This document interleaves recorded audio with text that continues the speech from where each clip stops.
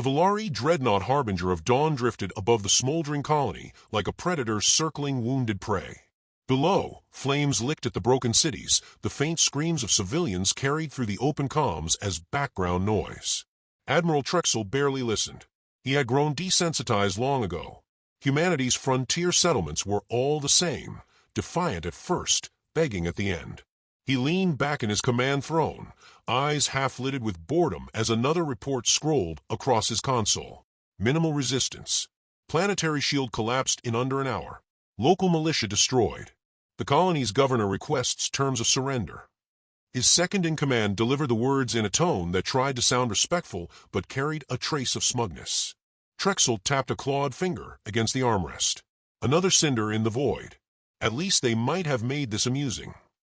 A few bridge officers chuckled. They always laughed when he mocked prey.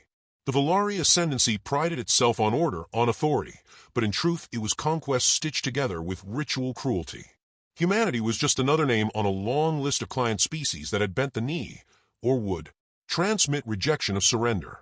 Inform the governor that his world will be repurposed for Valari colonists. Yes, Admiral. The message was sent. Silence followed. The humans did not beg further. That silence irritated Trexel more than their cries would have. Moments later, a signal spiked on the comms channel. A sharp, repeating pulse, ancient in its structure, yet unmistakably deliberate. A distress beacon. One of the comms officers frowned, adjusting translation filters. Admiral, they've sent an emergency broadcast, very old, very crude. Is not directed at us. It is being projected deep core toward their home system. Trexel's mandibles flexed in irritation. So they whined to their kin. What of it? Their core is weeks away. By the time any relief force arrives, this world will be ash. The bridge officers laughed again, some muttering wagers on how many hours before the population centers were ashes. Trexel almost laughed with them, almost, but something about the pulse nagged him. Its cadence was precise, ritualistic. Not a plea for help. A code. He dismissed the thought with a flick of his hand. Humans were always superstitious about relics of their warlike past. No matter how many times the Valari crushed them, the species clung to myths of forgotten strength. He had fought enough of them to know the truth, a fragile species hiding behind bravado, clawing for relevance in a galaxy that had long moved on. Prepare orbital bombardment, he ordered. Let us erase this world before their dreams spread. As the weapons officers acknowledged, his sensor chief stiffened. Admiral, something approaches. Long-range contacts, closing from Vector 217. Power signatures are unusual. Trexel frowned. Define unusual. Large. Far larger than anything this colony could field. At least 6 distinct drives, possibly more. Their mass profile is extreme. The bridge fell quiet. For the first time that day, the air seemed heavier. Trexel rose from his throne, his gaze narrowing on the swirling icons forming at the edge of the holo display. The contacts were massive, their signatures steady, purposeful. Not the chaotic flares of militia vessels scrambling for defense, but disciplined war machines advancing without hesitation. A young lieutenant, his voice betraying nervousness, whispered, "Could they be dreadnoughts?" The word hung in the air like a curse. Trexel barked a laugh, though his throat felt dry. Impossible. Humanity has no such vessels. Their fleets are outdated, their shipyards pitiful. These must be relics, perhaps automated hulks drifting on accident. Run full analysis. The analysis came swiftly, too swiftly. Admiral, the signatures are active. These ships are crude. Their reactors are operating at full combat capacity. They are not relics. 6 icons resolved into clearer shapes on the tactical feed, vast silhouettes bristling with weaponry, their armored hulls scarred by battles but unbroken. The human dreadnoughts advanced in flawless formation, silent, implacable. The Valari bridge was silent now, all bravado bled away. Even the usual chuckles at human defiance were gone. Trexel forced composure. He had never encountered such ships, yet he refused to show fear before his subordinates. So the humans bring larger targets. All the better. We will teach them size does not matter. His comms officer hesitated. Admiral, they are broadcasting. The message cut through the static, a calm human voice, precise and steady. There was no plea, no anger, only finality. You attacked a beacon world. That was your last mistake. Every officer turned toward Trexel. For the first time in years, he had no immediate reply. On the view screen, the Dreadnoughts slowed, forming a line of steel and firepower that blotted out the stars. Not rushing, not posturing, simply advancing with the certainty of predators that had already chosen their prey. Trexel gripped the armrest of his throne hard enough to leave grooves in the metal. His arrogance whispered to laugh it off, to order the fleet forward. But another voice, a quieter, older instinct, warned him that something fundamental had shifted. The humans had come, and they were not laughing. The dreadnought Invictus slid from the wormhole's shimmering throat like a leviathan surfacing from black water. Its armored flanks caught the dim starlight, revealing pitted scars from battles long past. On its command deck, Admiral Cade Mercer stood with his hands clasped behind his back, posture rigid, but eyes cold with calculation. He had answered the beacon without hesitation. Humanity's oath was simple. When one world screamed, the dreadnoughts would come. His officers worked with hushed efficiency. No panic, no raised voices, just the relentless rhythm of professionals who had trained for this precise moment. The Volari fleet loomed ahead, dozens of warships locked in formation, weapons bright against the void. Cade studied them in silence, every line of his weathered face a record of campaigns fought and victories paid for in blood. He knew what waited beyond the view screen. He had seen the Volari at work, their disdain for mercy, their casual slaughter of the defenseless. Enemy numbers, 87 hulls, mixed composition. Their carrier group is maintaining standoff distance, his tactical officer reported. Cade's voice was steady, almost detached. Target their carriers first. Remove their eyes, their claws will follow. On the Volari flagship, Admiral Trexel's composure cracked. He had expected militia resistance, a skirmish at most, not this silent wall of steel. His claws tapped nervously against the armrest as he tried to mask his unease. The humans were not broadcasting threats or ultimatums, not parading their intent with bluster. They simply maneuvered with mathematical precision, locking firing solutions as though the Volari fleet were already condemned. Trexel ordered the first volley. Plasma lances seared across the void, a storm of light meant to break formation. The dreadnoughts endured the onslaught, shields flaring, hulls groaning, but not faltering. When they answered, it was not with desperate salvos, but with surgical dismemberment. The Invictus launched a coordinated strike, its kinetic batteries hammering a Volari carrier until the vessel crumpled like paper. Other dreadnoughts followed, cutting apart cruisers with terrifying efficiency. Trexel's bridge filled with shouts, officers scrambling as their fleet staggered. "Admiral, our flanks are collapsing," one cried. He snarled in response, forcing steel into his tone. "Regroup. These humans cannot maintain such precision. They are fragile creatures. They break under pressure. Press them." Yet the humans did not break. They moved like a predator pack, dreadnoughts weaving in perfect synchronicity. Every strike crippled, every maneuver anticipated Volari reactions before they were made. And still the human comms remained silent, their restraint colder than fury. On the Invictus, Cade watched the Volari line shatter piece by piece.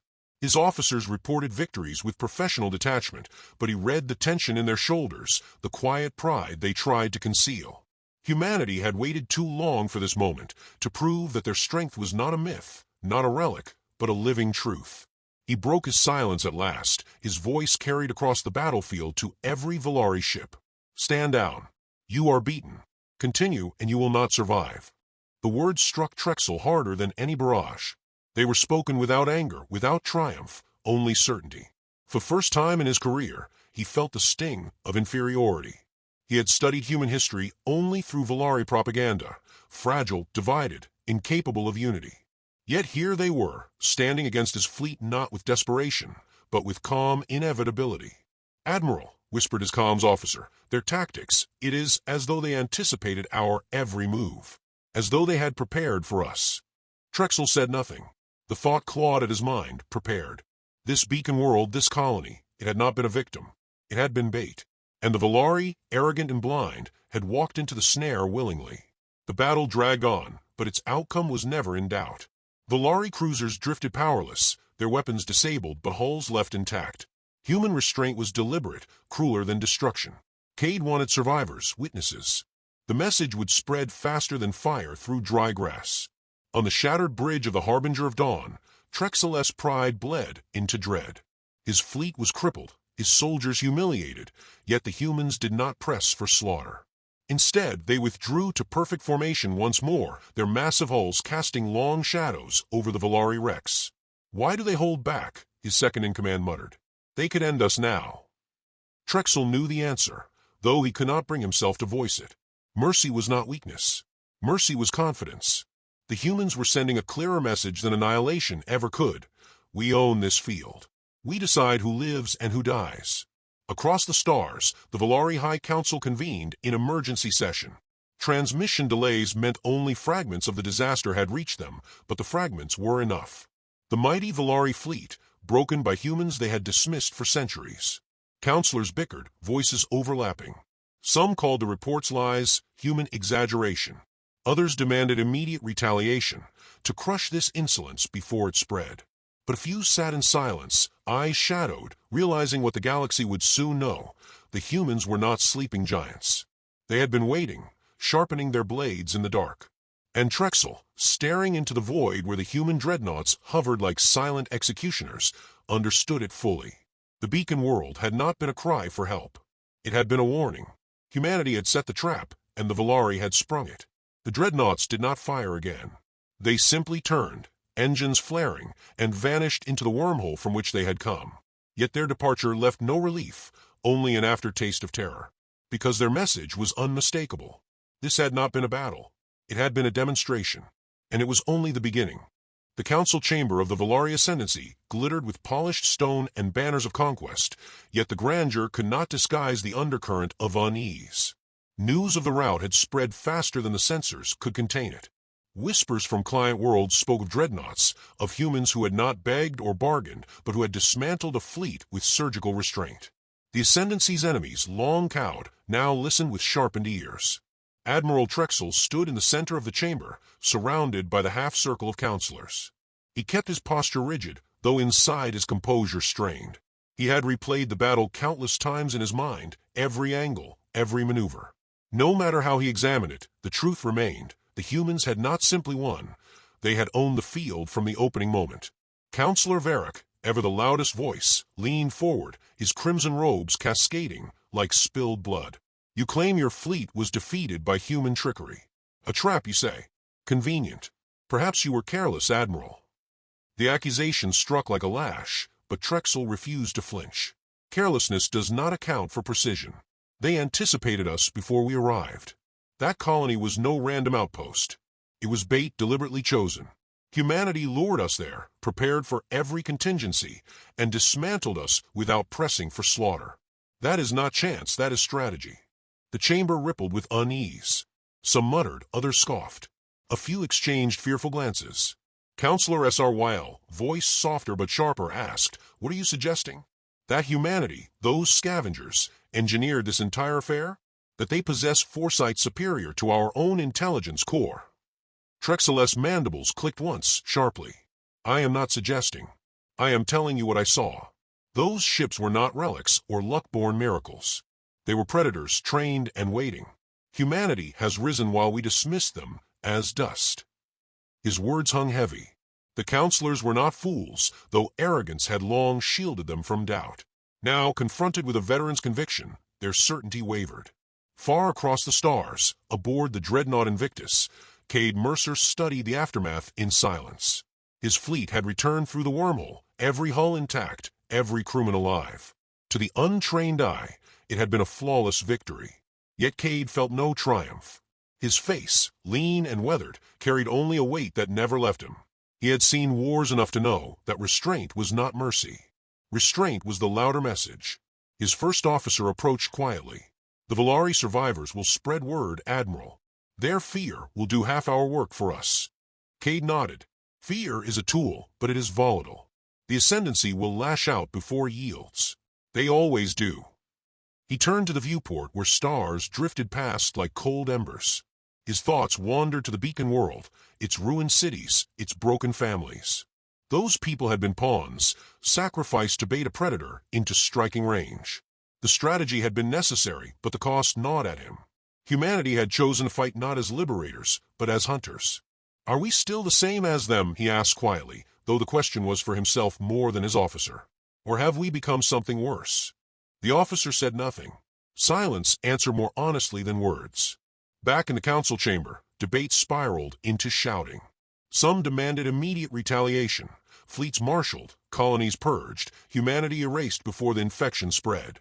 Others counseled caution, uneasy with the scale of the reports. The ascendancy had not faced humiliation in centuries. Pride screamed for vengeance, but fear whispered restraint. Through it all, Trexel watched, and dread coiled deeper in his chest.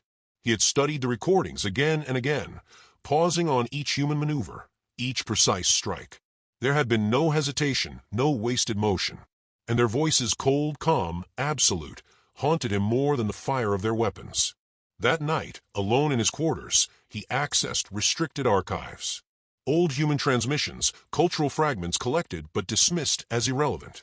He watched grainy footage, men crawling through trenches of mud and smoke, skies lit with artillery that never ceased.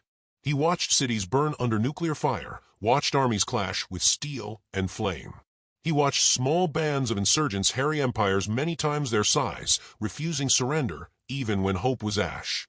The images unsettled him in ways no battle ever had. This was not chaos. This was endurance distilled into violence, persistence weaponized. Humanity did not merely fight. They adapted, survived, and returned harder each time. A recording ended on a voice, translated from one of their ancient wars: "We will never stop. Not until victory or death." Trexel closed the archive with a trembling claw. For the first time in his life, he believed his empire might truly fall.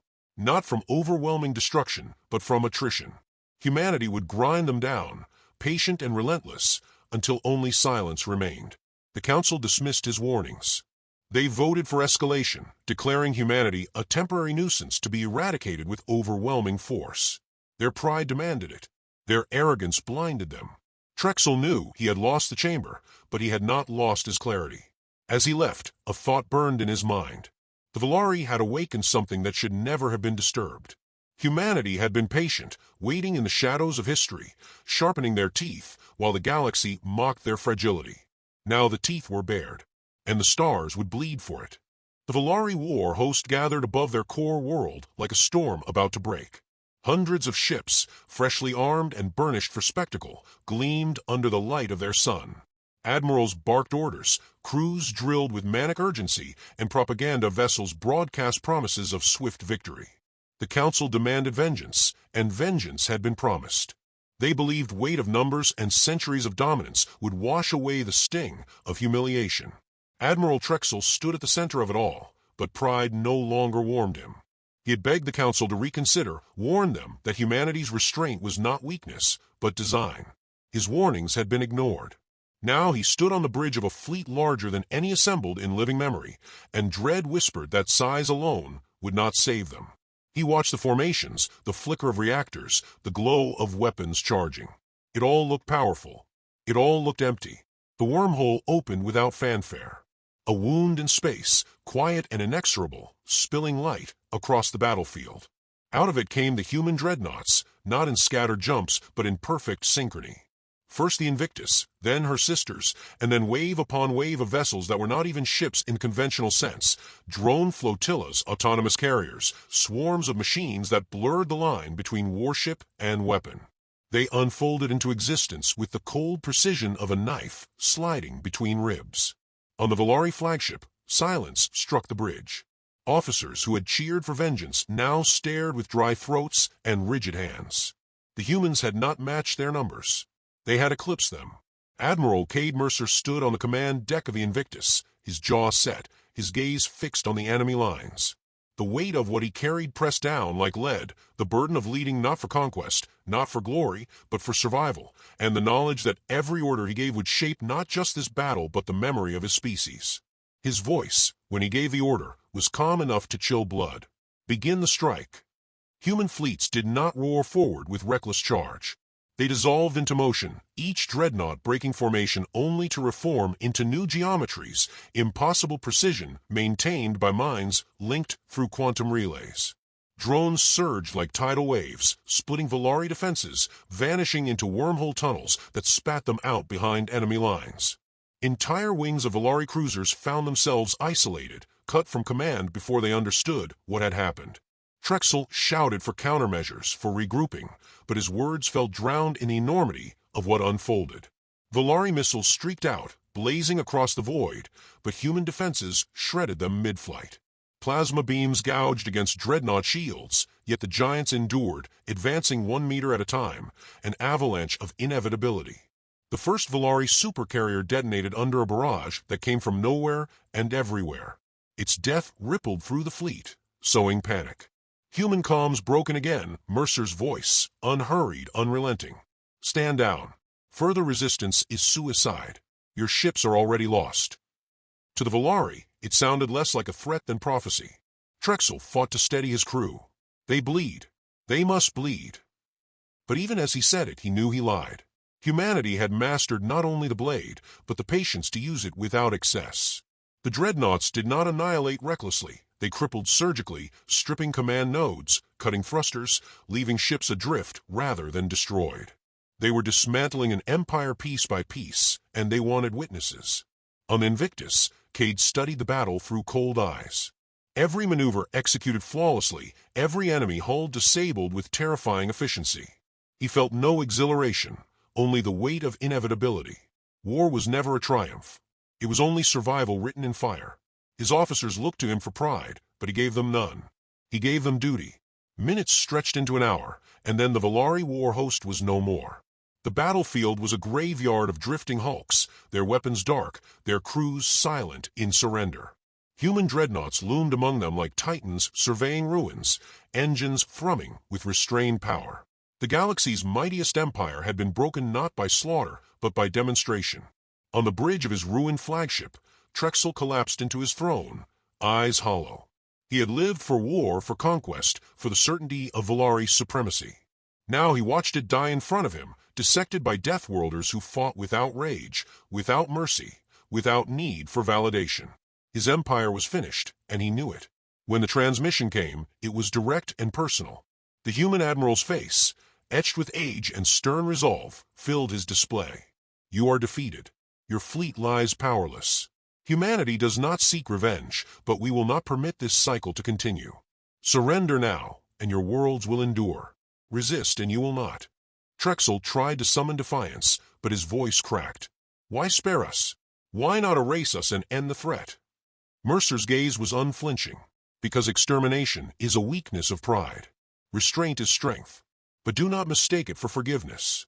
The words cut deeper than any blade. For the first time, Trexel bowed his head not from protocol, but from recognition. His empire had ruled through terror.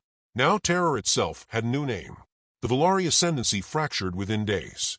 Vassal species revolted, no longer fearing the hand that once crushed them.